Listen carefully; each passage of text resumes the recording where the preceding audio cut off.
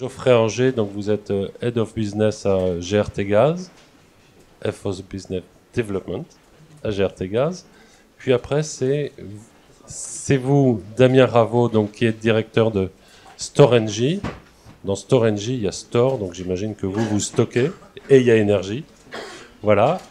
Et puis, on donnera la parole pour 10 minutes aussi à Yazid Badi, que vous avez déjà vu ce matin, et qui est toujours directeur de la chaire de recherche aux mines, et qui prendra lui aussi la parole.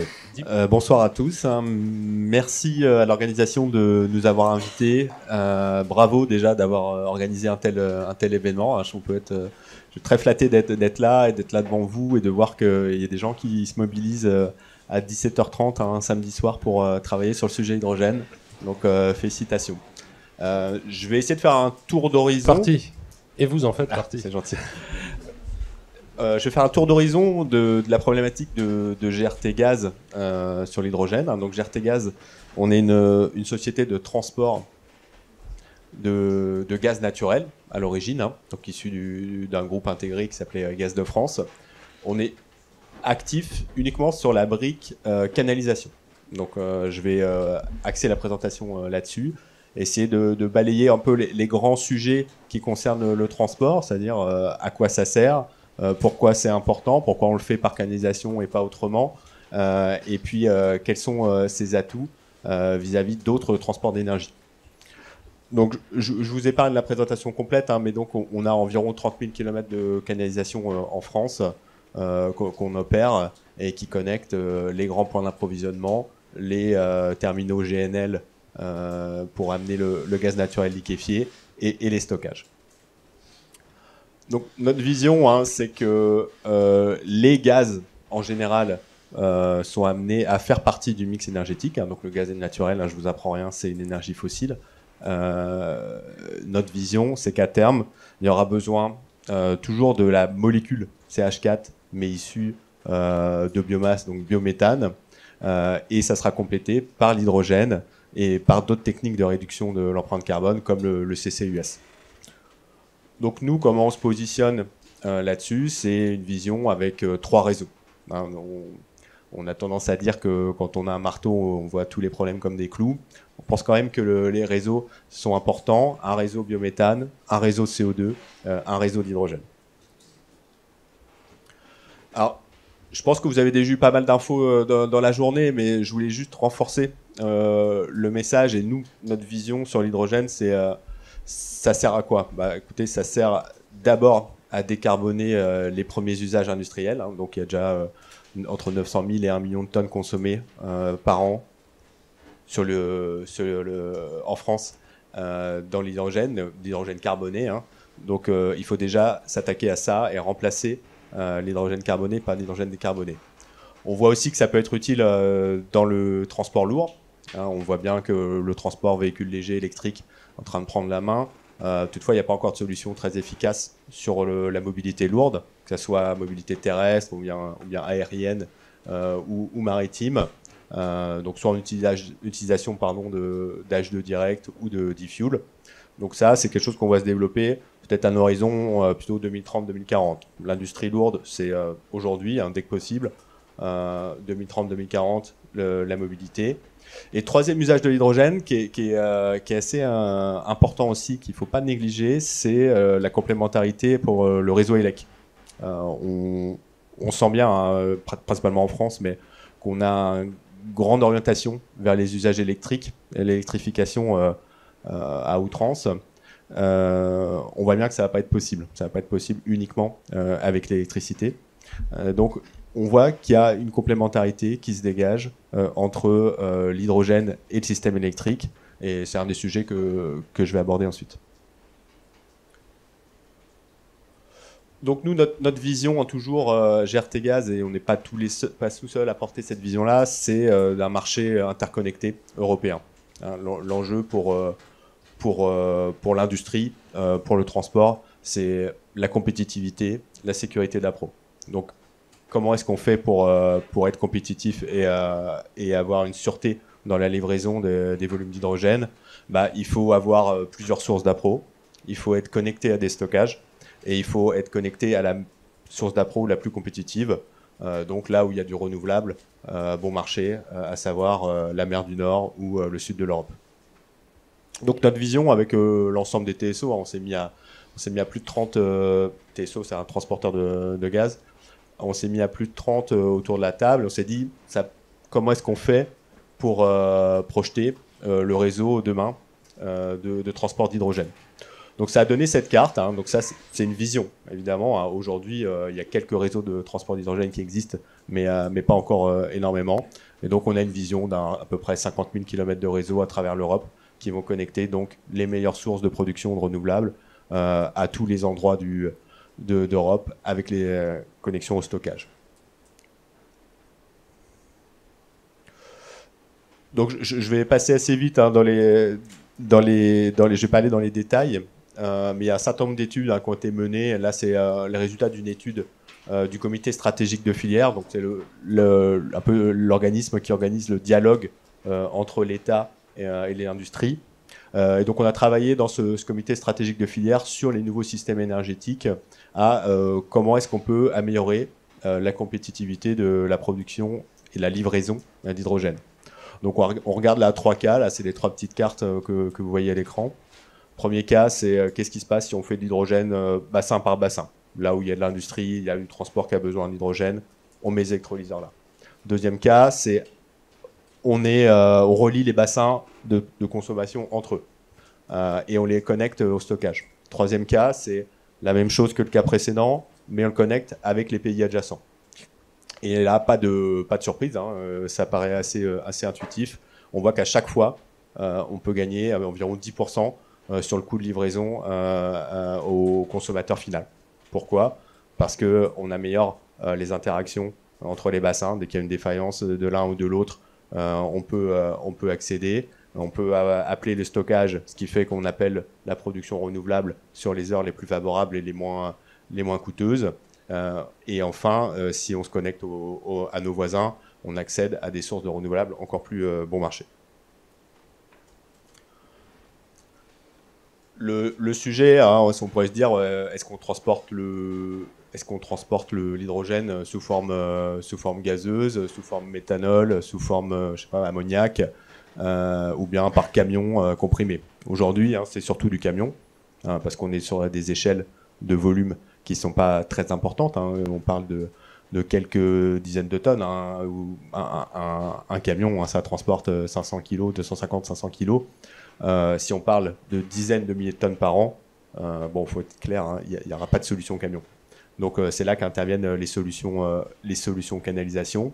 Et si on parle de transport, évidemment, transcontinental ou intercontinental, pardon, là, évidemment, il faut faire appel à des solutions bateaux. Et là, c'est l'ammoniac qui tient la corde aujourd'hui, ce qu'on voit un peu là, sur la partie supérieure droite du graphe de gauche. On pourrait se dire aussi, est-ce qu'on n'est pas mieux de produire de l'électricité, l'amener au pied de mon usine et de mettre des électrolyseurs au pied de l'usine utilisatrice. Là aussi, si on parle de volume important, on voit bien que la solution transport élec, même en courant continu, elle n'est pas compétitive. Donc le plaidoyer hein, de GRTgaz, c'est de dire mettons les électrolyseurs proches du renouvelable aux endroits où ça va être le plus compétitif, où on va avoir accès à l'eau, aux utilités indispensables, et transportons l'hydrogène. Bon, je passe parce que ça, c'est la même chose que ce que je viens de dire. On a travaillé avec RTE. RTE, bon, je ne vous présente pas, c'est notre homologue finalement sur le réseau ELEC, en beaucoup plus connu. Et donc on a travaillé avec eux en disant cette thèse-là de est-ce qu'il vaut mieux transporter les électrons ou transporter l'hydrogène, comment est-ce qu'on peut arriver à la soutenir et à la justifier. Ça va, je ne suis pas trop en train de déraper sur le timing ? 3 minutes. Parfait. Donc on a travaillé avec RTE, là, c'est un travail qui a duré 18 mois et qui a été publié là cet été. Et en gros, on s'est dit, il faut qu'on arrive à modéliser un système où l'hydrogène... Donc les clients, ce qu'ils veulent, c'est de l'hydrogène en base, en bandeau, un approvisionnement flat d'hydrogène. Si on veut optimiser la production d'hydrogène, il faut la coupler à du renouvelable. Et si on la couple à du renouvelable, on va avoir un sujet d'intermittence. Donc, comment est-ce qu'on fait pour optimiser le système électrique global avec de la production d'hydrogène? Donc, on a fait cette analyse en disant, voilà, on pose un système où on fait fonctionner les électrolyseurs de façon flexible. Donc, on ne les appelant pas sur les heures de pointe, par exemple. Qu'est-ce que ça induit sur le système électrique? Donc, c'est le résultat que vous voyez là. Donc, le cas de base qui est à gauche, c'est donc un cas où l'hydrogène, les électrolyseurs fonctionnent en bande. Donc, c'est-à-dire qu'on appelle le système électrique nucléaire, gaz, pour que nos électrolyseurs ils fonctionnent tout le temps, tout terrain. Et donc, ça donne un coût qui est entre 62 et 63 milliards par an. Et qu'est-ce qui se passe si on fait fonctionner nos électrolyseurs sur les heures les plus favorables? Et ben, c'est le bridge qu'on voit sur la droite. C'est donc des économies sur la production électrique, puisque finalement, on n'appelle pas les CCGT ou des centrales de pointe pour faire fonctionner les électrolyseurs. C'est des économies de capacité, puisqu'on n'a même pas besoin de construire de l'ordre de 5 gigawatts de capacité de pointe, et des économies sur le réseau. On n'a pas besoin de construire le réseau pour raccorder ces capacités de pointe. Donc ça, c'est la deuxième partie du graphe. Bon, évidemment, on a des surcoûts pour acheminer et stocker l'hydrogène pour pouvoir le libérer à tout temps, pour avoir cet approvisionnement qui soit en bandeau. Et donc, on arrive à une économie d'à peu près entre 1 milliard et 2 milliards par an, si on fait le calcul complet sur l'ensemble du système électrique versus transport hydrogène, stockage hydrogène. Juste rapidement, parce que c'est pas forcément l'objet, on pourra y revenir. Donc, GRTgaz, nous, on a des projets déjà aujourd'hui de transport d'hydrogène. Donc, transport d'hydrogène, c'est quelque chose qui existe déjà au Texas, aux Pays-Bas, au Benelux. Globalement, nous, on est en train de développer des projets qui sont sur les principales plaques industrielles. À Dunkerque, à Fos, en Moselle. Donc, en Moselle, on a un projet de conversion de canalisation de transport. Donc, nous, ce qu'on envisage, c'est qu'à terme, on ait à peu près 50% des canalisations de transport d'hydrogène qui soient issues de canalisations de gaz naturel converties au transport d'hydrogène. Et on en reparlera plus tard sur la physique des matériaux. Globalement, les projets avancent. Les projets ont besoin de transport, ils ont besoin de stockage, et on a des clients qui s'engagent avec nous. Donc, il ne faut pas croire que c'est une utopie ou une vision de transporteur, mais c'est un sujet qui se développe, et on va prendre une décision d'investissement dans les semaines qui viennent sur le développement des 100 premiers kilomètres entre la France et l'Allemagne.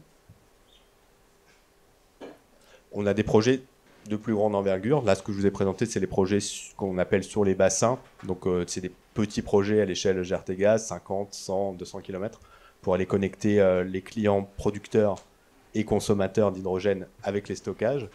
Mais demain, ce qu'on voit, évidemment, c'est la vision que j'ai présentée en intro, c'est un réseau européen interconnecté.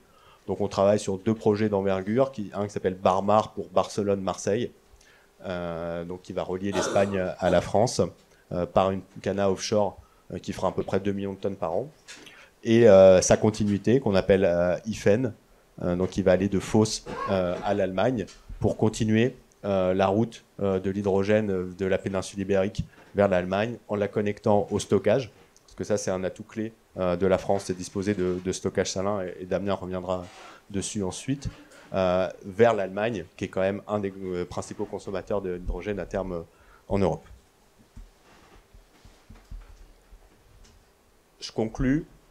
Nous, comme je disais tout à l'heure, on est positionné uniquement sur la brique transport. Ça, c'est un sujet, on va dire, de business model. Notre vision, c'est qu'il faut un transporteur indépendant. C'est-à-dire qu'il y a une logique économique aujourd'hui sur le gaz naturel. On le voit, il n'y a pas 50 transporteurs en compétition sur une zone donnée. Pourquoi? Parce que le transport, c'est une économie à rendement croissant. Plus vous augmentez la taille des canalisations, plus le coût unitaire de la capacité transportée est bas.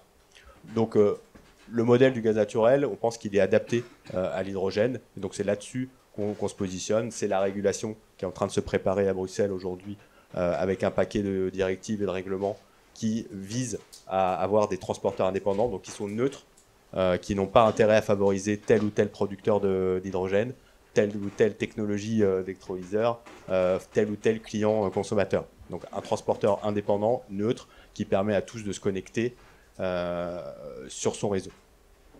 Voilà, on travaille, hein, donc, et je pense que ce sera l'objet de la présentation, la troisième présentation. On travaille sur la conversion des matériaux, notamment avec les mines, pour pouvoir justement préparer le réseau de transport demain, qui sera à la fois du réseau neuf et du réseau converti. Merci beaucoup. Vous pouvez applaudir.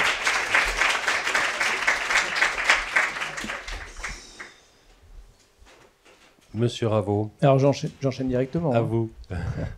Bonjour à tous et ravi d'être également ici. Et alors tu disais bravo d'être là, mais c'est demain matin, ça va être encore plus dur, je pense, pour vous, parce que je crois que vous avez des sessions à 9h. Donc on verra vraiment les courageux demain matin. Nous, on ne sera pas là. Alors, Storengy, moi je représente Storengy, je suis le directeur Nouveau Gaz de Storengy. On est un acteur invisible, ça nous plaît bien d'être invisible parce qu'on a une empreinte territoriale qui est finalement assez limitée sur le territoire. Et on est où? Nous, on est connecté au réseau de transport, donc on est connecté avec GRT Gaz, donc le lien entre deux présentations est direct. Et je vous ai remis ici rapidement le système gaz de manière schématique, mais vous le connaissez, je pense. Il ne faut pas confondre les infrastructures avec les fournisseurs d'énergie, mais ça, vous connaissez déjà. Donc on est sous terre. On est sous terre, on a une dizaine de stockages en France, avec des technologies différentes entre la partie nord et la partie est, mais je vais y revenir. Le stockage, ça sert à quoi? Ça a 3 valeurs pour le système énergétique gazier. C'est une valeur assurantielle, c'est-à-dire que ça permet d'avoir toujours de l'énergie stockée sur le territoire national, quels que soient les événements géopolitiques. On va pouvoir en reparler tout à l'heure aussi. Ça a une valeur système, c'est-à-dire que quand vous avez une capacité de stockage massive, comme on a nous en France, donc c'est-à-dire 100 TWh pour Storengy en France de gaz, donc c'est massif, ça vous permet d'éviter de surinvestir sur les capacités d'import ou nationales, sur les systèmes tels que les réseaux ou les terminaux GNL. Donc cette valeur système, elle permet d'optimiser le coût. Parce qu'avec un gros stockage de ces tailles-là, vous optimisez vos imports territoriaux. Et puis une valeur marché, puisque les acteurs, fournisseurs ou traders qui sont clients chez nous, effectivement, grâce à du stockage, peuvent faire des optimisations de leur propre portefeuille d'énergie et donc créer de la valeur. Donc baisser les prix pour les clients finaux ou les industriels. Ce qu'il faut comprendre, c'est que nous, une entité indépendante, on est régulé comme GRT Gaz et comme RTE. Donc on donne un accès à nos stockages à tous les acteurs de manière indépendante. Donc on est, même si on est rattaché aujourd'hui au groupe Engie, effectivement, on sert Engie comme ses compétiteurs de la même manière sur les capacités de stockage. Et ça, c'est important à avoir en tête parce qu'on est aussi, comme GRT Gaz et RTE, indépendant et régulé par la CRE. Alors là, je vais faire un petit peu la pub du système gaz en particulier. Alors je vous ai mis quelques chiffres. Alors ça date de 2021, mais en fait, une journée gazière, elle est différente de la journée d'avant et de la journée d'après. Ce qui est intéressant à voir, c'est que le système gaz, la puissance qu'il délivre sur le système dans son réseau, le système gaz, en fait, il a une puissance instantanée d'énergie bien supérieure au système ELEC. Alors c'est vrai qu'avec les centrales nucléaires, des fois on se dit, on parle beaucoup de centrales nucléaires, peut-être moins du système gaz, en tout cas au niveau du grand public. Vous savez, il y a 60 gigawatts de centrales nucléaires. Là, je vous ai pris un exemple sur les 2 jours de janvier 2021, jour de pointe. Qu'est-ce qu'on peut retenir? C'est qu'on voit que l'apport du système gaz, du stockage gaz sur le système énergétique est très important. 72 gigas délivrés à ce moment-là, ces 2 jours-là, par rapport à des centrales nucléaires qui étaient beaucoup plus basses. On voit aussi que les centrales à gaz, pour la couverture de la pointe élec, participent de manière assez importante aussi à cette couverture-là. Bon, c'est une journée, c'est un exemple, il y a les importations.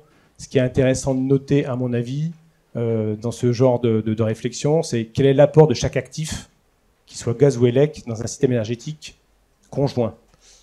Centrale nucléaire, ça a une production qui est peu modulable, qui est peu flexible.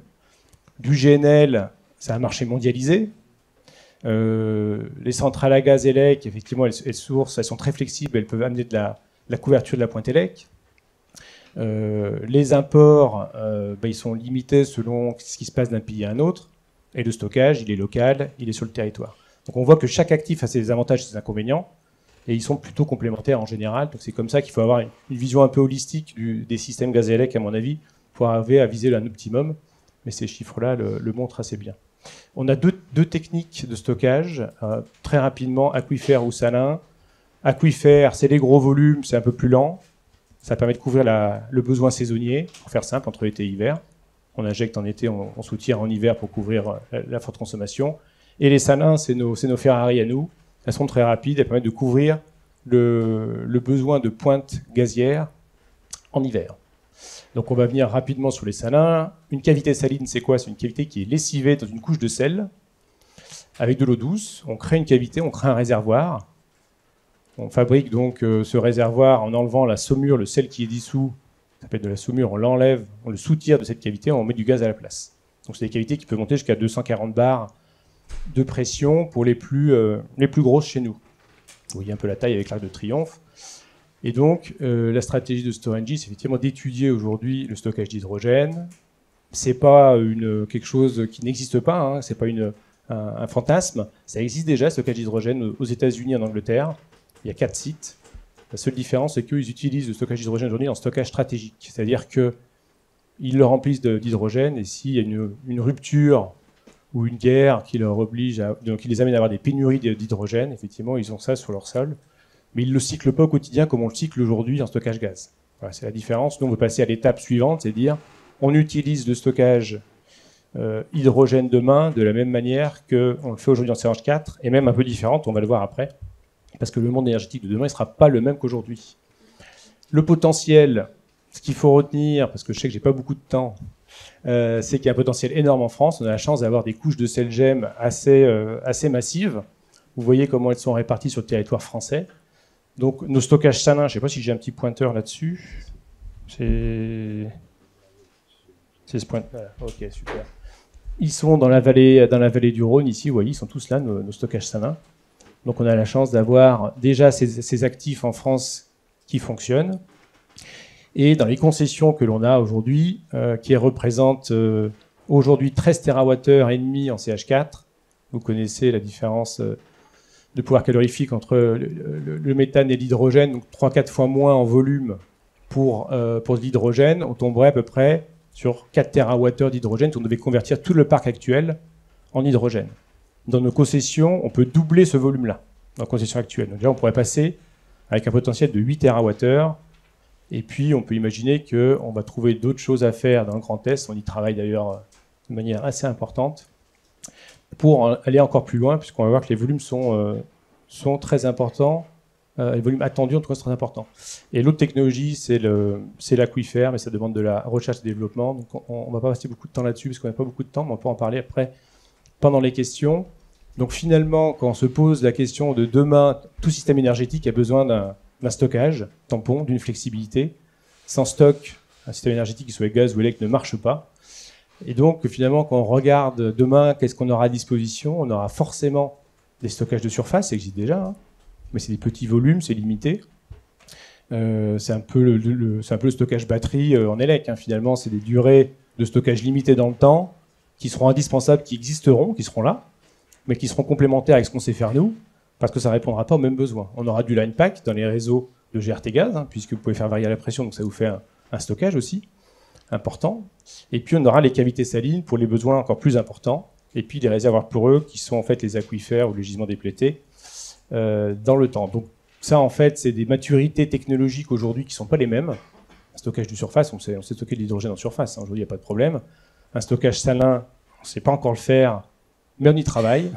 C'est pour ça qu'on a initié des projets pilotes de R&D, ce ne sont pas des projets commerciaux encore, mais pilotes de R&D, pour apprendre à faire ça, passer du CH4 à l'H2 dans un stockage géologique. On l'a inauguré le 15 septembre avec notre directrice générale et tous les élus locaux du territoire. Alors ce projet pilote, c'est une petite cavité que vous voyez ici, là, qui est toute petite, à 7000 m3. Pour nous, c'est rikiki. Ça fait 44 tonnes équivalent hydrogène. On va cycler 3 tonnes. On va produire un peu d'hydrogène vert dans le cadre de ce projet-là, parce que pour avoir les subventions européennes qu'on a obtenues, il fallait qu'on ait un peu de production. Donc on a mis de la production aussi. Bon. Mais finalement, on est content de l'avoir, hein, parce qu'on va apprendre aussi à produire de l'hydrogène vert avec un électrolyseur d'1 mégawatt. Et vous voyez le potentiel, nous on est capable de faire des choses comme ça en fait. Donc on passe de 44 tonnes à 6300 tonnes. 44 tonnes c'est super pour un marché de la mobilité. Une voiture hydrogène 5 kg de réservoir, un bus 25 kg. Vous voyez, ça marche plutôt pas mal. 6300 tonnes, tout de suite ça répond à l'industrie. C'est là où c'est intéressant, c'est qu'on peut décarboner l'industrie grâce à ces gros volumes et sécuriser cette transition énergétique. Et je vois que mon petit rectangle rouge a sauté au passage, entre chez moi et chez vous, mais c'est pas grave. Je vous ai parlé des valeurs du stockage tout à l'heure, assurantiel, marché et système. Le stockage d'hydrogène, il en rajoute 2 demain. La valeur environnementale. Pourquoi ? Parce qu'en fait, le curtailment, la réduction de production des ENR, vous savez, ça produit quand ça produit. Le PV l'éolien, effectivement, des fois, il y a des réductions de production parce qu'il n'y a pas la demande en face. Donc avoir ce vecteur énergétique et pouvoir stocker l'hydrogène de cette électricité verte qu'on ne peut pas consommer à l'instant T, c'est une vraie valeur. Et puis le support au développement, puisque ça augmente les facteurs de charge à la fois des ENR, à la fois des électrolyseurs de demain, parce que si vous pouvez surproduire et stocker, à des moments où ça vous intéresse, parce que vous êtes producteur d'hydrogène et vous savez que 80% de votre prix d'hydrogène, c'est le coût de l'élec, bon, c'est intéressant d'avoir une capacité à stocker massivement votre hydrogène et de le revendre plus tard quand vous en avez besoin. Donc ça, c'est les valeurs qu'on va voir demain avec le stockage d'hydrogène et qu'on va offrir aux systèmes et aux clients qui sont différents d'aujourd'hui. Alors on a les mêmes, hein, on a l'industrie, mais on a aussi, tu en parlais tout à l'heure, hein, Geoffroy, ça va servir aussi au système électrique, hein, donc les opérateurs de réseau vont avoir aussi des gains grâce au stockage et au transport d'hydrogène. On va voir un petit peu dans quel ordre. Là, je vous ai rappelé quelques études. Alors, c'est toujours bien à avoir en tête. France Hydrogène a beaucoup travaillé sur ces sujets-là. Donc, il y a des études qui ont été faites par France Hydrogène. Vous pouvez les regarder, elles sont très bien faites.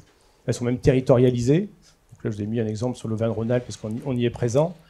Donc, des grosses consommations prévues d'hydrogène dans chaque région. Aujourd'hui, en fait, on a 25% de la consommation française en gaz qui est stockable. Donc, en gros, la flexibilité de la consommation du gaz, c'est un quart de la consommation. Donc, on a 25% de flexibilité. Demain, dans le système énergétique hydrogène, au départ, on peut imaginer qu'il n'y aura que 10 à 15% de flexibilité associée à la consommation, mais ça restera des niveaux énormes puisqu'on parle de plus de 150 000 tonnes par an, ne serait-ce que dans une seule région. Et puis, ce qui est intéressant à noter, c'est aussi la vision européenne. Alors, vous connaissez le Green Deal en Europe. Déjà, souvent, les jeunes ou les moins jeunes se posent la question de quel est l'apport de l'Europe. C'est remarquable de voir ce qu'ils font, la dynamique dans laquelle on est, moi je trouve, sur l'énergie. C'est incroyable. Il y a eu le Green Deal, qui a la vision à 2050, comment l'Europe va être neutre en carbone. Il y a eu le paquet Fit for 55 qui permet de mettre des cibles intermédiaires en 2030 pour la réduction des émissions de méthane en particulier. Et puis, ils ont sorti ce Repower EU, je ne sais pas si vous avez entendu parler de ce plan-là, qui est sorti un peu dans l'urgence suite à l'attaque russe en Ukraine, pour dire, mais finalement, comment on se passe des hydrocarbures russes, pardon. Et donc, ils ont mis en place un plan avec plein de mesures, dont une est l'accélération de la production d'hydrogène d'ici 2030, avec 20 millions de tonnes qui seront consommées en Europe, dont 10 millions qui seront importés d'ailleurs. Donc ça fait le lien avec ce que tu disais, hein, Geoffroy, sur vos projets aussi, parce que ça va répondre à ce besoin-là.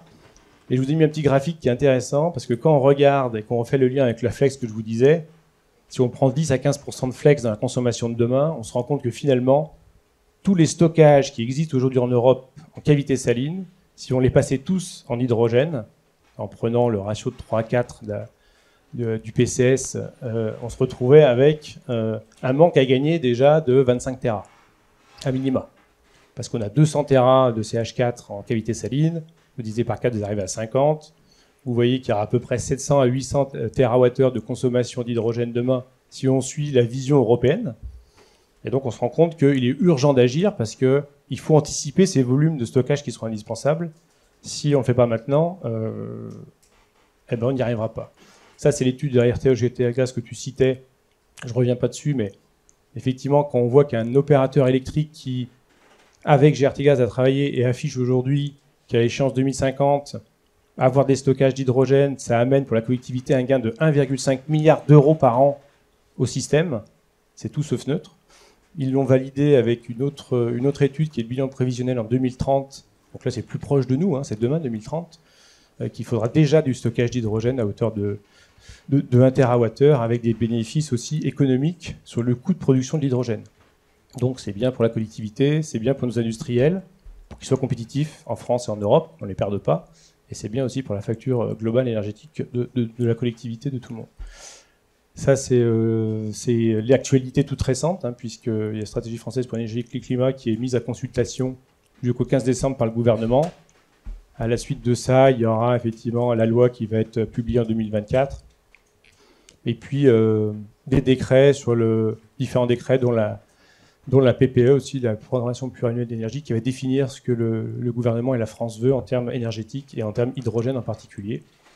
Donc c'est intéressant à noter qu'ils mettent en avant l'hydrogène, ils mettent en avant les infrastructures de transport et de stockage comme étant indispensables au système énergétique de demain, donc un système énergétique vert en intégrant bien entendu l'électricité. Et le besoin de les anticiper dès maintenant, tout à fait raison, parce que ça ne se fait pas en un tour de main. Les grosses infrastructures comme les nôtres, c'est long à développer. On parle de 5 à 10 ans pour développer des actifs. Donc c'est maintenant qu'il faut se poser la bonne question pour 2030, en fait. 2035, 2040, oui, c'est maintenant. Là, je vous ai mis un petit schéma pour expliquer comment, en fait, on en est. L'économie circulaire renouvelable ou bas carbone, comment elle fonctionnera demain, avec ces électrolyseurs qui produisent, ces stockages et ces réseaux de transport, avec le power to gas que vous connaissez, ces notions-là, qui alimentera le système H2 avec son besoin de flexibilité propre, qu'on livre en camion ou qu'on livre en pipe. Le besoin des flexibilités et d'effacement électrique aussi sur le réseau ELEC. Donc on voit bien que la convergence, ce qu'on appelle le secteur coupling, hein, la convergence entre le gaz et l'ELEC. Et puis le gas to power aussi, qui permettra de boucler la boucle avec les surplus d'hydrogène compétitif pour alimenter en électricité verte le réseau en back-to-back. Je passe rapidement, puisque là, c'était un petit slide sur la nécessité de rentrer dans une démarche de programmation. On parle souvent de programmation dans nos métiers. On a entendu parler récemment de la programmation écologique aussi. Hein. C'est la même notion, c'est-à-dire comment on anticipe, comment on se prépare, qu'est-ce qu'on veut viser comme objectif et qu'est-ce qu'on doit faire maintenant, quelle décision on doit prendre maintenant structurante pour arriver à nos objectifs qui sont effectivement avoir un système le plus vert possible, le plus résilient, le plus compétitif et le plus efficient pour les clients finaux à la fin et nos industriels, entre autres. Donc 5 à 10 ans pour faire une cavité saline. Donc voilà, ça vous donne un peu un ordre d'idée sur le délai d'anticipation qu'il faut avoir pour fabriquer ces genres d'actifs-là. L'avantage, c'est qu'on en a déjà, nous, lessivés. Donc il y en a certaines qu'on peut passer en gaz rapidement, en gaz vert ou en gaz hydrogène rapidement. Donc en conclusion, en résumé, il faut, dans la PPE, qui va arriver à avoir des objectifs clairs dans la stratégie nationale, mais des objectifs clairs sur l'hydrogène, où on veut aller, quel genre de tuyaux on a besoin de poser, quel genre de stockage on a besoin de développer. Parce que quand on regarde ce que font les autres pays, la France est en retard. L'Allemagne a déjà limite tracé tous ces réseaux. L'Angleterre aussi a défini des objectifs de plus en plus fins sur sa stratégie carbone. Il est plus que temps de se positionner, nous, au niveau français, parce que si on va avoir une place dans ce système énergétique aussi, c'est maintenant que ça s'écrit. Merci beaucoup. Et pardon. Merci et pardon de vous mettre la pression pour que vous alliez très vite alors que vous avez plein de choses tout à fait passionnantes à expliquer, mais on y reviendra dans les questions. Monsieur Mazy. Bon, Mazy, pardon. Je vais terminer le bal, c'est ça. Voilà. Donc j'ai commencé, je termine. Donc je vais justement terminer par un volet qui a été abordé dans vos questions, puisque vous avez évoqué la question de la sûreté autour des installations. Notamment des installations métalliques. Et donc, je suis co-titulaire avec Jacques Besson, un collègue de l'école des mines, d'une chaire. Et on va dire que je vais faire un focus sur les travaux de cette chaire. Et ça fait aussi un focus sur ce qu'on peut faire aussi avec des étudiants, notamment par la formation, par la recherche. Et ça, c'est un point vraiment fondamental et important puisque vous êtes directement concernés. Alors, le contexte qui a été largement évoqué aujourd'hui, et notamment par les deux interventions qui viennent de se passer. Donc la question notamment de l'intermittence est posée lorsque vous avez en France près de 40 000 km de pipe sur la France entière, et donc avec un actif, donc on parle de chiffres, mais bon, c'est a priori ce que... J'espère que vous confirmerez ces chiffres. 50 milliards, on m'a parlé de 50 milliards d'euros justement d'actifs, puisqu'il y a quand même 80 ans d'existence. Et c'est un point important. Donc 80 ans d'existence avec évidemment un savoir-faire sur ce plan-là qui est important, et également un savoir-faire du point de vue de l'intégrité. Donc on travaille, nous, sur ce volet-là. Et actuellement, ce qui se pose comme problématique, c'est de pouvoir justement... évidemment, regarder les effets de l'hydrogène, puisqu'on sait qu'il y a des effets de fragilisation donc, par l'hydrogène, mais également les problématiques associées en fait, à l'inspection. L'inspection, notamment en service, savoir en fait qu'on a pas mal de pipes. Le fait de pouvoir développer justement des méthodologies d'inspection face à ces nouveaux usages est un point important, et donc pouvoir mesurer les caractéristiques mécaniques des matériaux à l'aide de petits coupons est également un enjeu scientifique, parce que donc on est sujet à des effets d'échelle et il faut comprendre ces effets-là. Donc vous voyez que la taille des éprouvettes, hein, on a une petite, je ne sais pas si ça voilà. Bon, on a une petite pièce de 1 centime là, et vous voyez que ça c'est une éprouvette de mécanique de la rupture, et là une éprouvette de traction entaillée, donc c'est très petit l'objectif, et se pose un certain nombre de problèmes. Alors, cette chaire, c'est une chaire industrielle, donc on a parlé dans la journée des moyens justement de financer la recherche. Donc il y a aussi un moyen via l'Agence nationale de recherche en France, l'ANR, donc, qui finance des chaires dites industrielles, où on a un financement 50-50 entre les industriels et donc les fonds publics. Et donc vous voyez que là on a des opérateurs de réseau, donc que ce soit EDF, Rice via GRTgaz et Air Liquide, et également en fait un producteur de matière que pour lui en fait l'intérêt c'est de pouvoir faire des inspections, mais des inspections de matière, d'accord, de production. Et Transvalor qui développe des logiciels, donc il y a la question aussi de la simulation des effets de l'hydrogène qui est posé, avec la valorisation de ces effets-là. Et donc voilà ce qui est ce consortium, donc regarde ces aspects-là, mais bon. On a un aspect du problème hein, qui est regardé, mais il faut savoir qu'on a parlé des PEPR tout à l'heure qui financent justement les problématiques. Il y a un PEPR orienté en fait matériaux hydrogène, donc qui est chapeauté par le CNRS et le CEA. Alors les objectifs de ces travaux en fait qui nous intéressent, c'est de développer donc ces caractérisations mécaniques à base de petits échantillons, et de regarder justement ces effets d'échelle, de les appliquer à la fragilisation par hydrogène, et de pouvoir aussi faire des recommandations, parce que la question qui est posée aux industriels, c'est la question de la normalisation. Vous avez entendu parler justement des standards.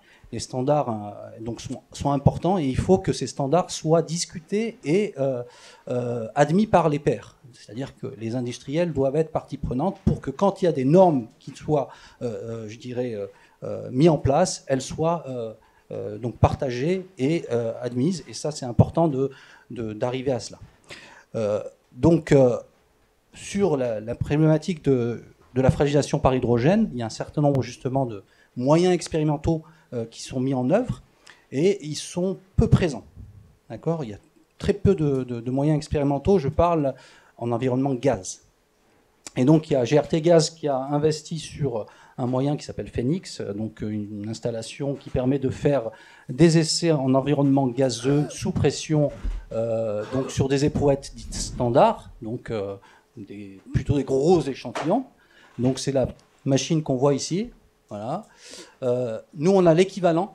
Donc on a développé un moyen qui permet de faire la même chose, mais avec des échantillons 10 fois plus petits. Et donc, en labo, ce qui est intéressant, du moins ce qui est important en tous les cas, pour pouvoir démocratiser ces moyens d'essai, et c'est vraiment important au vu des enjeux qui sont évoqués, il faut pouvoir justement donc, faire cela en labo en toute sécurité. Et donc, pour pouvoir faire ça, nous, on a décidé, via l'idée, via la chaire, c'est de réduire les volumes et de pouvoir justement utiliser des petits coupons. Et on développe en fait des méthodologies basées sur des mesures sans contact, donc pour justement adapter nos méthodologies d'essai. Et donc, il y a Air Liquide qui utilise un essai standardisé pour les bouteilles, puisqu'on a parlé de mobilité. Donc il y a un essai de disque et donc on fait des essais chez eux. Et il y a également en fait des moyens un peu plus conventionnels et plus faciles à mettre en œuvre en labo, qui sont basés sur du chargement dit électrolytique, donc la production en fait d'hydrogène à l'aide de solutions aqueuses. Donc ça peut être fait soit sous format pré-essai, soit pendant les essais. Voilà. Alors donc là c'est un exemple d'essai. Est-ce que ça va marcher? Non. Pour...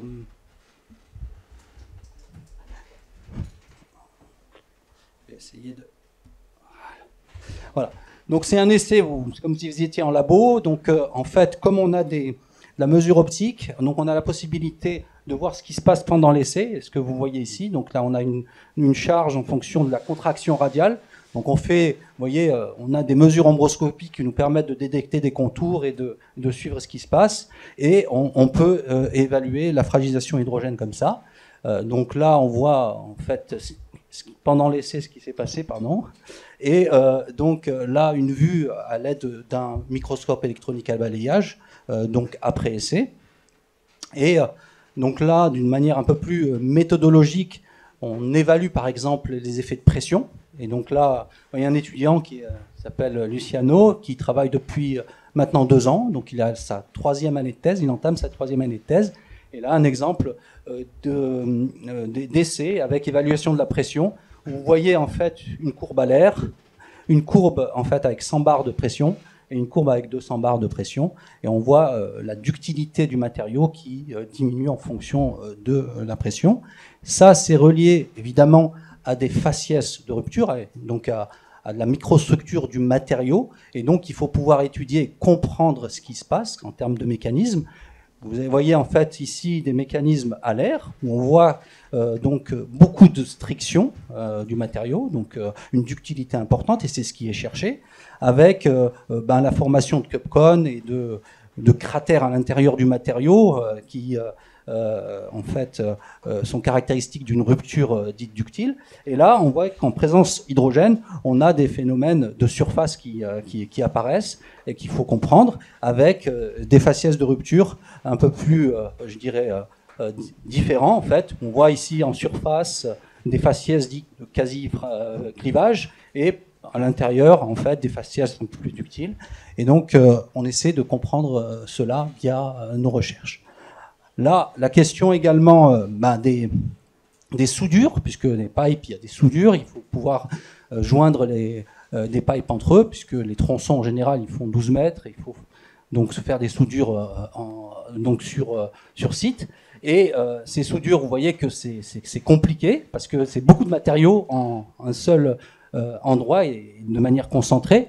Ici, par exemple, des mesures de dureté, de micro-dureté, donc ça donne on va dire la résistance du matériau local, et on voit qu'il y a des disparités, je dirais, de comportement dans la soudure qu'il faut comprendre, et on va utiliser les mini-éprouvettes justement pour venir prendre du moins tester le matériau localement. Donc dans la soudure, en haut, en bas par exemple, vous voyez ici des effets de l'hydrogène, donc en présence d'une fissure, puisque on regarde en fait la résistance à la propagation d'une fissure, et il faut qu'on ait de l'énergie quand une fissure est présente dans le matériau. Et vous voyez donc ici le métal d'apport en bas et le métal d'apport en haut, et on a des comportements différents, et on voit l'effet de l'hydrogène, y compris sur les faciès de rupture, avec évidemment des mécanismes qui peuvent être différents de ce qu'on a sur le matériau de base. Donc, bon, je ne vais pas rentrer dans les détails, mais c'est un exemple. Évidemment, il faut simuler tout ça. Donc, il y a des équations. Donc, là, vous reconnaissez l'équation de diffusion. Et cette équation de diffusion, parfois, il faut la complexifier. Donc, ici, on voit des effets de pression, pardon. Parce que l'hydrogène, en fait, est sensible au gradient. Et donc, vous voyez que l'hydrogène, qui est un élément très petit, il rentre partout. Et donc, il est attiré justement par les gradients où on est en forte tension, et là où il y a de la compression, il se sauve. Voilà. Et donc on essaie justement de mettre en place du couplage entre la mécanique et la diffusion, et intégrer aussi les effets d'endommagement. Et donc c'est Daniela Lopez-Pinto qui travaille sur ces modèles-là. Et par exemple, on est capable de comprendre, je dirais, les éléments justement de fissuration de surface que j'ai évoqués tout à l'heure. Et vous voyez ici dans cet exemple-là un essai donc sous azote, donc c'est inerte, un essai sous air avec des différents, du moins sous hydrogène avec différentes vitesses. Et on voit que si la vitesse est importante, l'endommagement se déclare en fait à l'intérieur du matériau, et plus on va, je dirais, lentement, et plus il y a des effets de diffusion de l'hydrogène en surface avec une interaction avec le matériau, et on est capable justement de représenter les micro-frissurations qu'il peut y avoir en surface avec l'interaction avec donc le champ mécanique. Voilà. Donc voilà, c'est ce qui est évoqué ici. Alors, évidemment, il y a plein d'études qui se font sur le domaine, donc y compris beaucoup au niveau national, parce qu'il y a une antériorité, un peu comme c'était évoqué tout à l'heure, donc de l'hydrogène en France. Hein, il y a un laboratoire, notamment le CEA Liten à Grenoble, qui a une antériorité peut-être de 30 ans sur le domaine. Donc on a eu un séminaire la semaine dernière sur le sujet, où on a évidemment ouvert ce séminaire à la communauté, aux industriels également, puisque l'idée c'est de pouvoir, je dirais, sur ces sujets, surtout sujets d'intégrité, ouvrir en fait le débat, et c'est important qu'il y ait quelque chose de commun et de discuter, pour que justement on puisse arriver à mieux comprendre ces sujets-là, et à interagir aussi avec une complémentarité avec nos pairs.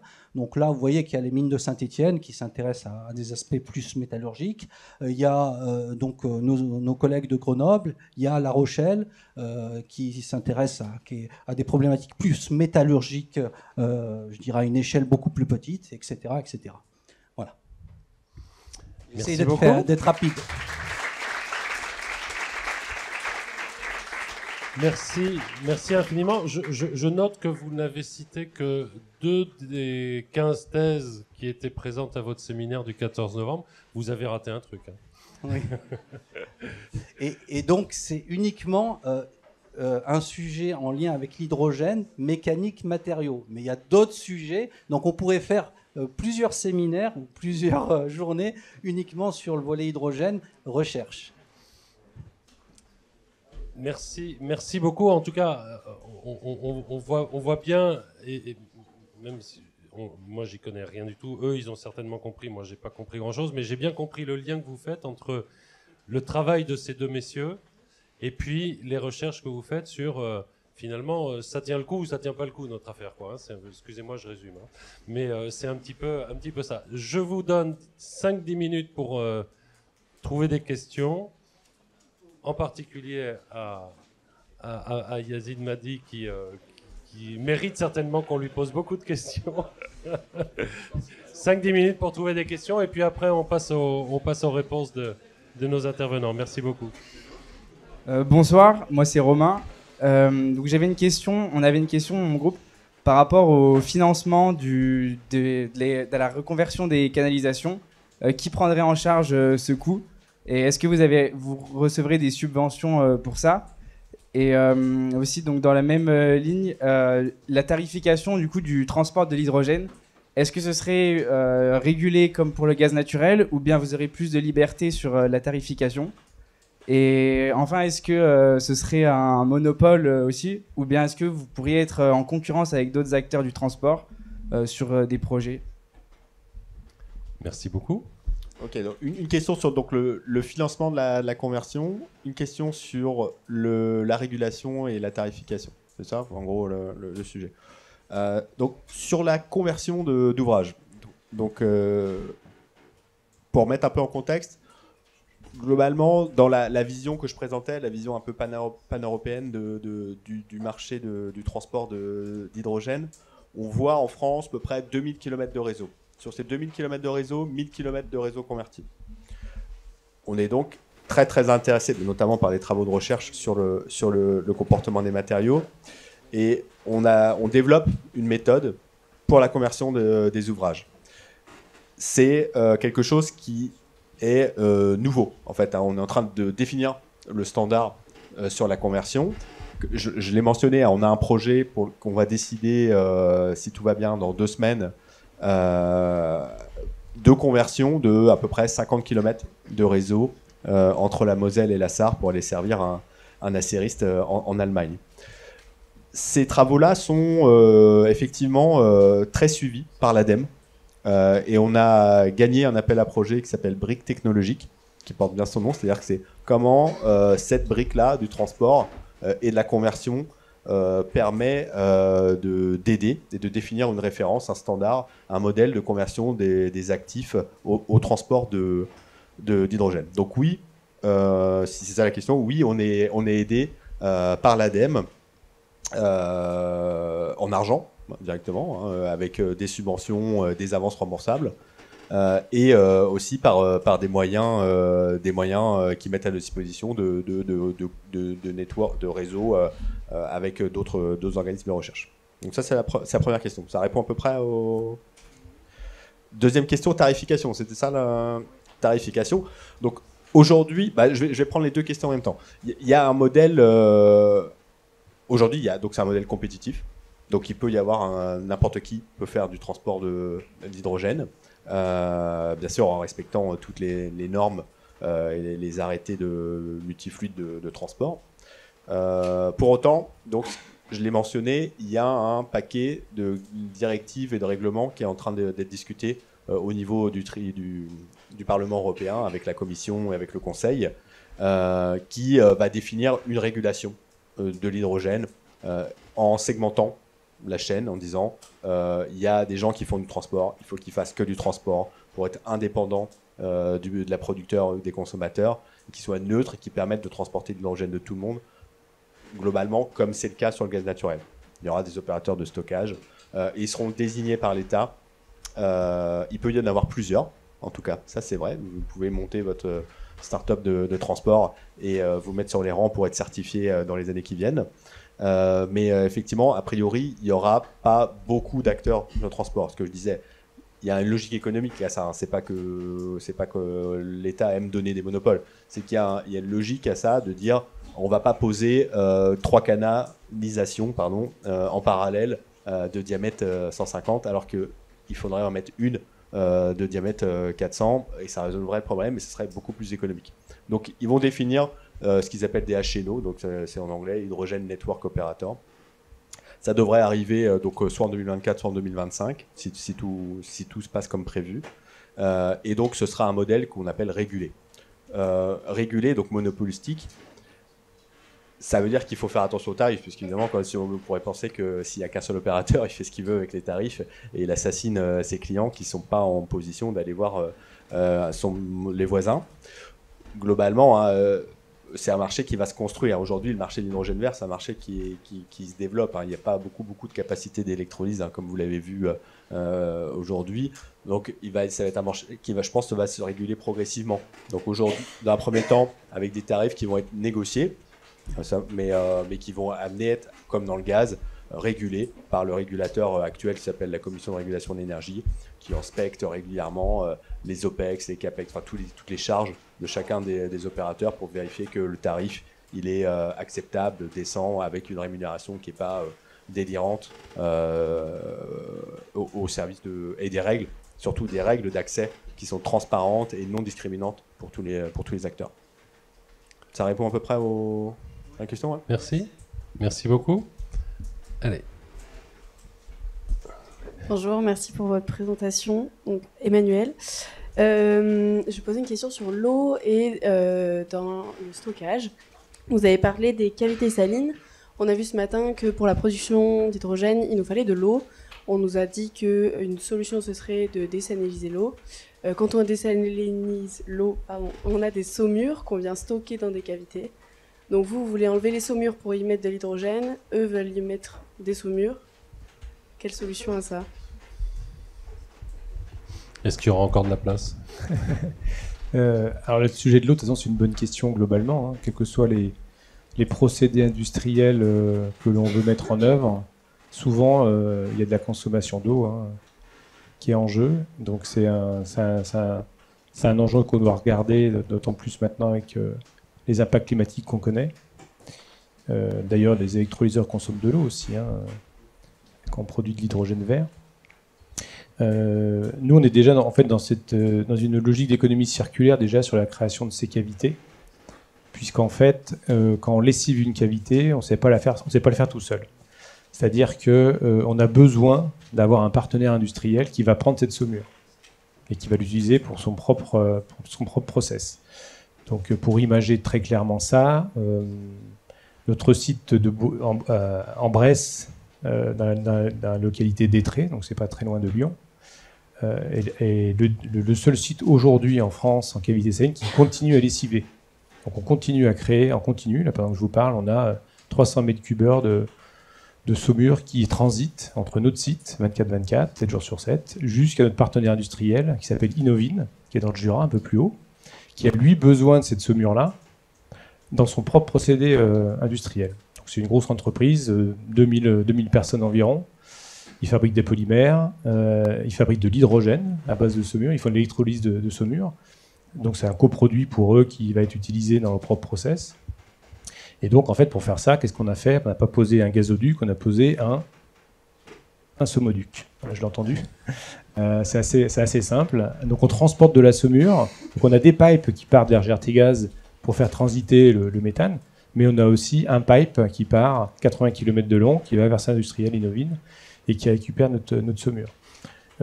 Donc après, la saumure, elle est séchée aussi chez eux dans leur processus, donc ils récupèrent l'eau dans leur process, donc il y a aussi cette eau industrielle qui est utilisée dans leur propre process. Donc on est dans une logique d'économie circulaire quand on lessive aussi effectivement notre cavité, c'est pas, ça consomme effectivement de l'eau, mais on va dire que cette eau-là est quand même utilisée par ailleurs par un acteur qui en a besoin dans tous les cas dans son processus. Donc plutôt qu'aller prendre de l'eau sur le réseau, il va utiliser l'eau qui est contenue dans la saumure pour son processus industriel. Donc il y a une logique d'économie circulaire avec ce partenaire-là.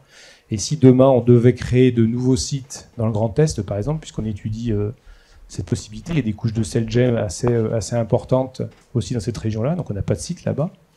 Ça rejoint un peu le point que j'avais dit tout à l'heure hein, sur la nécessité d'anticiper, parce que s'il fallait créer des cavités là-bas, il faudrait aussi penser à l'exutoire de saumure. Et donc un saumoduc, il y a beaucoup de saliniers dans le Grand Est, donc il y a 3 grands saliniers dans le Grand Est dans la région Grand Est qui ont une activité, donc qui pourraient récupérer cette saumure-là pour l'utiliser. Voilà, donc tout ça, ça se réfléchit avec quelle économie, avec quel optimum entre les différents industriels aussi, et puis la question de l'acceptabilité pour faire ce genre de projet aussi, on en parlait tout à l'heure. Merci beaucoup. Autre question? Ouais. Et puis après là-bas. D'accord. Merci beaucoup. Moi, c'est Koumoy. C'est juste une question de précision parce que ce matin, nous avons entendu des institutionnels, les différents ministres et même le coordinateur SGPI dire que la France veut vraiment, en fait, la France, par rapport aux autres pays de l'Union européenne, est vraiment en avance en matière d'hydrogène, notamment en faisant allusion aux 9 milliards de subventions. Alors, Monsieur Damien Ravo, lors de sa conclusion, a dit que la France a intérêt à faire vite parce que l'Allemagne a déjà ses installations en place et tout. Alors, je veux savoir, entre la France et l'Allemagne, finalement, qui tient la tête, qui est en avance. Est-ce que vous voulez dire par là que les 9 milliards sont peu? Parce qu'à la fin, on aura des recommandations à faire. Voilà. On veut savoir votre position en tant qu'acteur. Voilà. Merci.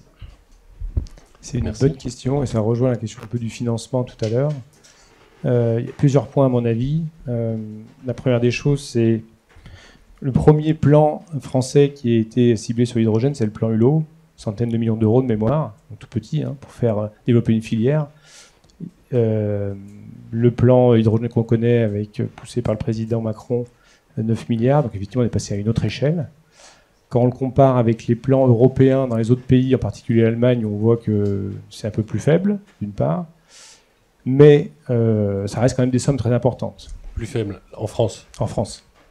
Ça reste quand même des sommes très importantes, et ce que je ciblais moi tout à l'heure, c'était vraiment l'enjeu des infrastructures, du développement des infrastructures par rapport à l'écosystème hydrogène qui doit être créé. Et quand vous regardez ces 9 milliards, jusqu'à maintenant, ces subventions-là sont ciblées, sont allouées en priorité sur la production et sur la décarbonation. Donc la production, c'est pour faire de l'électrolyse de l'eau, et la production, c'est les fameux 50 sites qu'il faut décarboner en priorité en France, qui ont été priorisés, on va dire, dans l'allocation de ces 9 milliards. Donc ce qu'on défend, nous, aujourd'hui, c'est de dire, c'est très bien, parce que nous, de toute façon, stocker, si on n'a pas de production et il n'y a pas de clients, on ne va pas stocker, hein. On n'existera pas s'il n'y a pas de système. Donc c'est important que ça se développe. Par contre, dans la logique de développement d'une filière, il faut penser à toutes les briques. Et une des briques indispensables, c'est les infrastructures de stockage et de transport d'hydrogène, puisque finalement, ces infrastructures-là, elles dérisquent tout le reste. Si vous ne développez pas d'infrastructures majeures, c'est-à-dire que vous allez avoir que des petits projets qui vont se développer très localisés, un industriel qui va avoir un électrolyseur sur son site, c'est possible, et décarboner son propre process, mais vous n'allez pas avoir un impact massif sur la décarbonation de votre système énergétique. Donc du coup, il manque la brique infrastructure aujourd'hui. Ça rejoint un peu ta réponse sur comment on les finance et comment on alloue aussi un certain niveau de budget pour le développer des infrastructures qui sont indispensables dans le système gaz-élec de demain. Merci. Alors, je crois qu'il nous reste un quart d'heure et je crois qu'on a 3 questions là-haut. 3 personnes qui veulent poser des questions. Oui, juste très court, s'il vous plaît. Très court. Juste ce que je voulais ajouter, c'était que effectivement, il y a l'enjeu financier, c'est un enjeu important, hein, de bien aider toutes les composantes de la chaîne, ça c'est clair. Ce qui est important aussi, c'est de projeter une vision et d'avoir une planification. Et là où on est, je trouve qu'on est un petit peu à la traîne par rapport à l'Allemagne, c'est que l'Allemagne, sur ce sujet infrastructure, a déjà les idées très claires. Elle a déjà dit, en 2032, on aura 11 000 km de réseau. Il aura, ce que tu disais, hein, ils ont quasiment dessiné le plan. Il est à la consultation. Ils sont en train de voter la loi. En avril, le plan décennal de développement sera voté. Donc, tous les industriels, tous les clients, tous les producteurs sauront exactement comment se situe le réseau et comment ils pourront se connecter. Et ça, c'est aussi un grand plus au-delà des sujets de financement. Merci beaucoup. À vous. Oui. Alors, moi c'est Juliette, merci pour votre présentation. Et donc nous, on avait 2 questions. Une première concernant le transport et la reconversion des ouvrages existants. Donc il y a déjà eu une question quant au financement, mais nous on se demandait plutôt quel était le type de changement que ça impliquait, parce que du fait de la petite taille de la molécule d'hydrogène, il peut y avoir des pertes, j'imagine, quand on réutilise simplement le réseau pour le gaz naturel. Et puis la deuxième question, elle concerne plutôt le stockage cette fois. Et donc, même si Storengy est spécialisé dans le stockage en sous-sol, on a aussi entendu parler de stockage liquide, sous forme liquide d'hydrogène, ou aussi par absorption sur des solides. Et est-ce qu'il y a des acteurs qui misent sur ces technologies? Et si oui, quelle est la pertinence selon vous de ces solutions? Voilà, 2 questions. Je vous demanderai d'essayer d'être le plus court possible. Je peux juste rajouter, du coup, moi, comme j'avais une question qui portait exactement sur la même chose, est-ce que vous pouvez, par rapport à sa première question, rajouter un ordre de grandeur de prix par rapport à une canalisation classique de gaz naturel, s'il vous plaît? Merci. Alors, je vais répondre sur le volet, je pense que GRT Gaz aussi peut abonder, sur le volet justement de la reconversion. Et effectivement, là, on a évoqué la question de la fragilisation. Effectivement, il y a un effet. Mais il y a également des recherches en fait qui montrent que, du moins, on peut mettre une barrière, je dirais, à l'hydrogène, notamment par par des barrières soit de polymères, soit d'autres solutions qui sont à l'œuvre pour certains. Et donc, il y a des recherches en ce domaine-là. Il y a également en fait des petites molécules, notamment l'oxygène, qu'on peut utiliser ou qu'on peut mettre l'oxygène, le CO, voire le CO2, donc qu'on peut mettre en fait à l'intérieur pour inhiber l'effet de l'hydrogène. Donc, on sait que, par exemple, c'est un sujet de recherche, mais de l'ordre, des ordres de grandeur entre 100 et 1000 ppm, donc parties par million, d'accord, 10-6, d'O2 dans le gaz, peut inhiber l'effet de l'hydrogène, c'est-à-dire peut enlever l'effet de l'hydrogène. Il y a des recherches qui se font dans ce domaine-là, et donc la question de la reconversion se posera justement par des actions aussi complémentaires pour donc s'assurer que la sûreté est bien maintenue. Merci. Ouais, donc juste rapidement sur les fuites d'hydrogène, il n'y a pas de fuite sur les canalisations en propre, en sous-sol, même si c'est de plus petite taille. Le sujet, ça va être plutôt au niveau des postes de livraison, postes de détente, postes de coupure, de sectionnement, donc tous les ouvrages extérieurs finalement qui ne sont pas enterrés, où là il y a des normes qui existent pour assurer l'étanchéité face à l'hydrogène, qui effectivement est plus petit que le gaz naturel. Donc ça demande de changer un certain nombre de joints isolants et de matériaux et de matériel de connexion. Sur la question du coût, globalement, l'ordre de grandeur qui est retenu, et je vous invite à consulter un document qui s'appelle European Hydrogen Backbone, donc qui est le document dont je parlais avec la vision des transporteurs européens. Donc, globalement, c'est un tiers du CAPEX. En coût d'investissement, c'est 3 fois moins cher de reconvertir une canalisation existante à l'hydrogène que d'en poser une nouvelle. C'est pas ça la question ?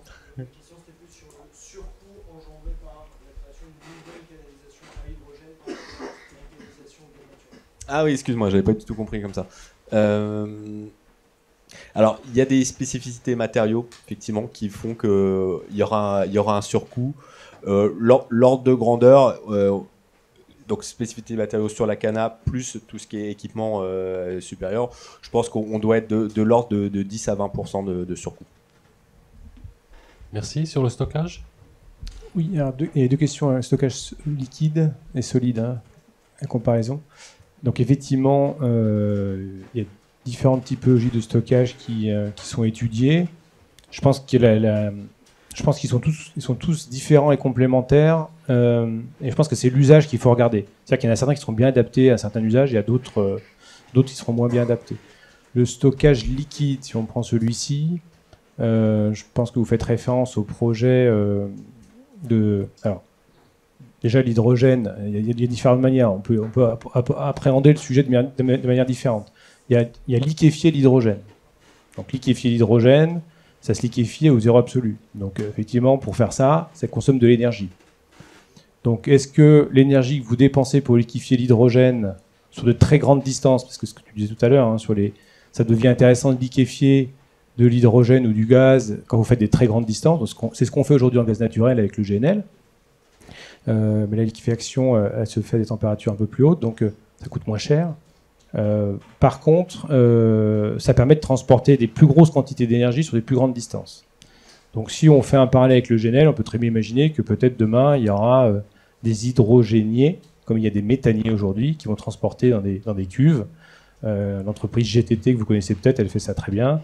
Et donc on aura peut-être, si économiquement c'est intéressant, cet hydrogène liquide qui va transiter dans le monde à travers les mers et qui servira peut-être aussi des usages particuliers comme l'aviation. On a entendu parler de l'aviation, le fameux avion hydrogène.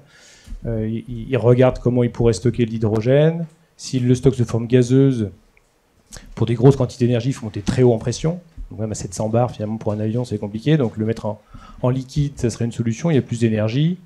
Par contre, c'est plus instable, donc c'est quand même compliqué aussi à gérer. Après, on peut transporter l'hydrogène aussi sous forme liquide, mais à travers un vecteur. Donc on entend parler de certains projets comme les transports d'hydrogène par ammoniac.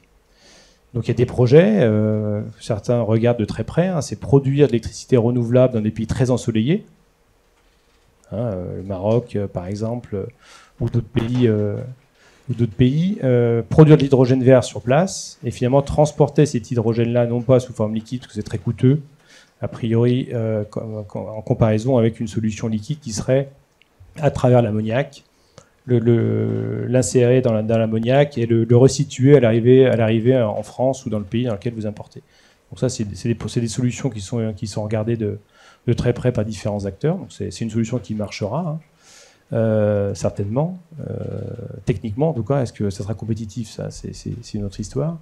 Après, il y a le stockage solide qu'on voit aussi apparaître, avec des stockages dans les hydrures solides en particulier. D'ailleurs, il y a une entreprise qui intervient à Horizon Hydrogène la semaine prochaine, qui s'appelle Jomi Le Mans, dans une table ronde avec nous, qui fait ce genre de stockage-là. Alors, il y en a d'autres, hein, certainement, mais ce qui est intéressant à noter, c'est que c'est des stockages de petites quantités. Alors, c'est à pression atmosphérique, par contre, c'est intéressant aussi de voir. Mais je ne sais pas ce que ça vaut, parce que c'est des solutions qui sont encore en recherche et développement, à mon avis, et qui ne sont pas encore complètement maîtrisées. Mais on voit effectivement apparaître des acteurs qui veulent se positionner là-dessus. Donc, voilà. Peut-être que certains connaissent ces technologies-là mieux que moi, et je vois quelques réactions en haut. Mais ça peut servir d'autres marchés. On revient sur les usages. Peut-être que si c'est efficace et que ça marche, ça servira peut-être le marché de la mobilité, parce que ça peut stocker des toutes petites quantités, quelques kilos, quelques tonnes éventuellement. Merci beaucoup. Alors, 15 secondes.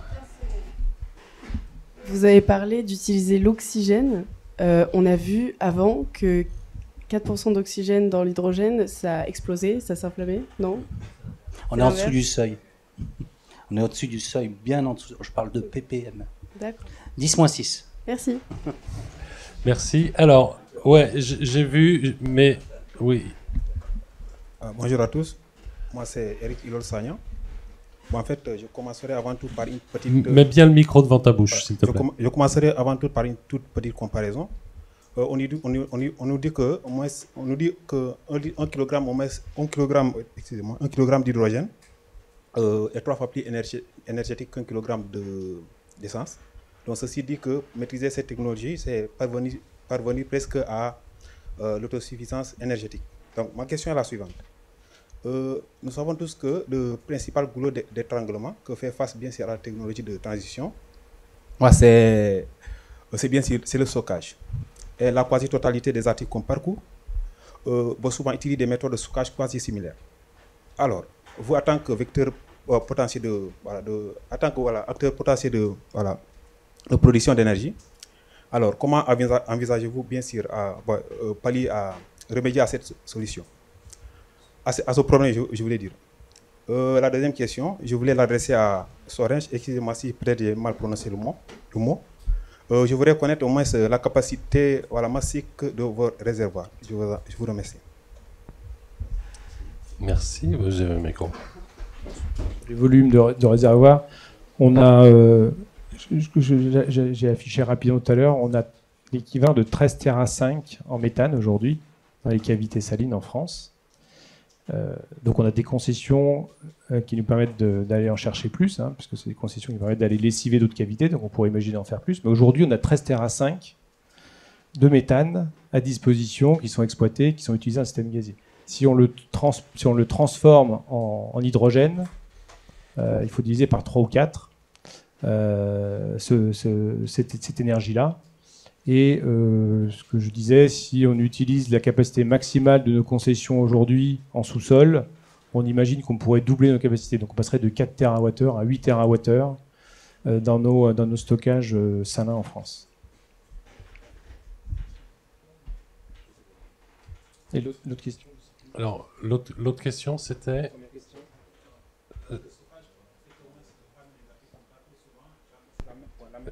Prends le micro, s'il te plaît. Wow, okay. Donc, la première question était, parmi la quasi-totalité des articles qu'on parcourt, bon, la même technique de stockage est quasi similaire. Donc, je disais, bon, en tant que vous, acteur potentiel de production d'énergie, comment envisagez-vous, bien sûr, remédier à cette solution, en particulier, bien sûr, sur l'hydrogène? Je ne sais pas si je me fais comprendre. Non, j'ai pas compris ta question, excuse-moi. Tu compares les solutions de stockage et... Ouais, tout à fait. Voilà, comment envisagez-vous au moins voilà, compétition entre les stockages? Hein? La comparaison entre les différents types de stockage. Hein, c'est voilà, ça comment parvenir à travailler à un stockage au moins massif et voilà, efficace. Vu qu'au moins avec une technologie sans stockage n'a pas de sens. Comment envisagez-vous au moins parvenir à un stockage massif? Comment on envisage quel est l'avantage du stockage massif? Comment vous envisagez? Vu qu'au moins comment on envisage de le faire, c'est ça? Voilà, c'est ce problème qu'au moins cette transition fait face. Comment on envisage de faire ces stockages massifs? Si c'est bien ça la question, je l'ai bien compris. Hein. C'est où on utilise ceux qui sont déjà construits, lessivés, pardon. Donc ces cavités-là qui sont disponibles, qui sont en saumure actuellement, hein. On les a lessivés, on les a formés, on a envoyé la saumure chez notre partenaire, mais il reste toujours de la saumure à l'intérieur, hein, tant qu'on ne l'a pas passé en gaz, une saumure plus ou moins saturée. Et donc, on a ces actifs-là à disposition. Donc, la première des solutions simples, elles ne sont pas utilisées pour le système gaz naturel aujourd'hui, qu'elles soient à disposition. On les passe en hydrogène. Donc, comment on fait ça? On injecte de l'hydrogène dedans, qui pousse la saumure. Et lorsque la saumure est complètement sortie, on appelle ça le dégardage. C'est quand la première molécule sort, la cavité est complètement remplie. Et ensuite, avec les compresseurs qu'on a sur nos installations, on la monte à la pression désirée. Donc, on a une pression maximale. Ce que je vous disais, sur les plus grosses, on atteint 240 bars maximum. Après, il y a une autre solution, c'est en créer une qu'on n'a pas, donc ça prend plus de temps parce qu'il faut la lessiver. Il faut prendre à peu près, compter un ratio d'un an pour 100 000 mètres cubes volumiques, géométriques, pour lessiver une cavité. Donc c'est 6 ans pour lessiver une grosse, et après, il faut la passer en gaz. Et après, la dernière solution, c'est prendre celle qu'on a en CH4 aujourd'hui et les swapper en H2. Donc là, c'est une autre approche, c'est-à-dire qu'il faut les repasser en eau, en liquide en tout cas, saumure ou eau, avant de pouvoir les passer en hydrogène.